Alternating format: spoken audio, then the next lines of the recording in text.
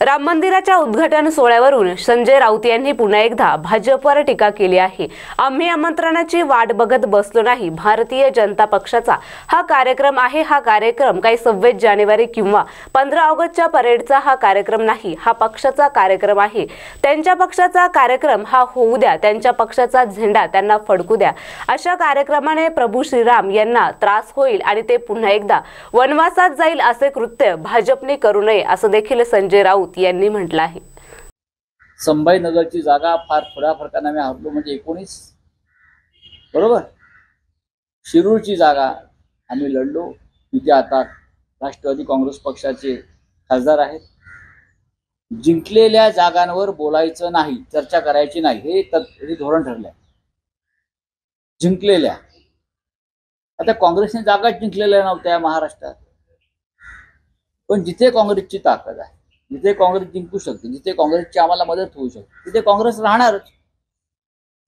आणि ह्याच्यावरती दिल्लीचं हायकमांड काँग्रेस आणि आमचं एकमत झालेलं आहे। त्याच्यामुळे महाराष्ट्रामध्ये जर कोणी काय इतर मुंबईत कोणी बोलत असेल तर त्याकडे आम्ही फार गांभीर्यानं पाहण्याची गरज नाही। उद्धव ठाकरे आणि माननीय शरद पवार साहेब यांच्यामध्ये उत्तम संवाद आहे। शरद पवार, माननीय उद्धव ठाकरे आणि दिल्लीत खरगे साहेब, राहुलजी आणि वेणुगोपालजी यांच्यामध्ये अत्यंत चांगला संवाद आहे। बघू ना, आम्ही पाहू की काय करायचं ते। पण शिवसेनेच्या ज्या 23 जागा आहेत त्यामध्येच वंचितच्या देखील जागा मिळणार असं पाहू ना। वंचित बरोबर सुद्धा चर्चा अंतिम टप्प्यात आहे।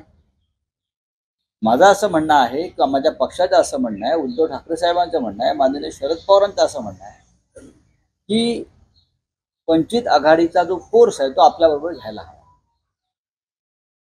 त्याच्याविषयी कोणाच्या मनात शंका असण्याचं कारण नाही। काँग्रेसने सुद्धा त्याला सहमती दिली आहे दिल्लीतल्या नेत्यांनी। आणि मी वारंवार सांगतो की प्रकाश आंबेडकरजी यांचं नेतृत्व या महाराष्ट्रामध्ये आहे आणि त्यांची भूमिका या देशातून हुकुमशाही कायमची नष्ट करावी या पद्धतीची आहे। डॉक्टर बाबासाहेब आंबेडकरांचीच भूमिका ते मांडतात। आम्ही सगळे डॉक्टर आंबेडकरांची भूमिका मांडतो, त्याच्यामध्ये मतभेद असण्याचं कारण नाही। या क्षणी तरी आम्ही एकत्र सगळे चर्चाच करतो।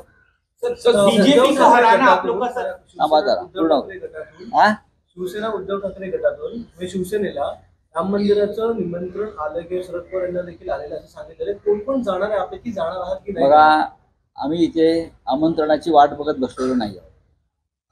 भारतीय जनता पक्षाचा कार्यक्रम आहे, ती काय 15 ऑगस्टची परेड नाहीये किंवा 26 जानेवारीचा प्रजासत्ताक दिन सोहळा नाहीये। खरं म्हणजे तो अशा प्रकारचा कार्यक्रम व्हायला हवा होता अयोध्येत, पण हा भारतीय जनता पक्षाचा कार्यक्रम असल्यामुळे अनेक लोक तिथे जाणार नाही। हा पक्षीय कार्यक्रम, हा राष्ट्रीय कार्यक्रम असता तर आम्ही त्यात लक्ष घातलं। पक्षीय कार्यक्रम आहे, त्यांच्या पक्षाचा कार्यक्रम होऊ द्या, त्यांच्या पक्षाचा त्यांना झेंडा फडकवू द्या, गर्भगृहात जाऊन फोटो काढू द्या, आमचं काहीच म्हणणं नाही। प्रभू श्रीराम सगळ्यांचे आहेत। अशा प्रकारचं राजकारण करून प्रभू श्रीरामाला त्रास होईल, त्यांच्या आत्म्याला त्रास होईल आणि परत ते वनवासात जातील असं कृत्य करू नका, असं माझ्या तर हात जोडून विनंती आहे। तुम्हाला निमंत्रण आलंय का? सुप्रिया सुले का बयान आया कि 2 चीजों के बीच में मैंने चुनाव किया, एक स्ट्रगल और दूसरा पावर। एक तरफ मेरे पिताजी हैं, दूसरी तरफ अमित शाह हैं, होम मिनिस्टर। इस तरह का बयान आया सुप्रिया सुले का। सर क्या कहना चाहते हैं कि आप लोगों भी इस तरह से संघर्ष कर रहे हैं? पूरा देश संघर्ष कर रहा है, पूरा देश संघर्ष कर रहा है ना।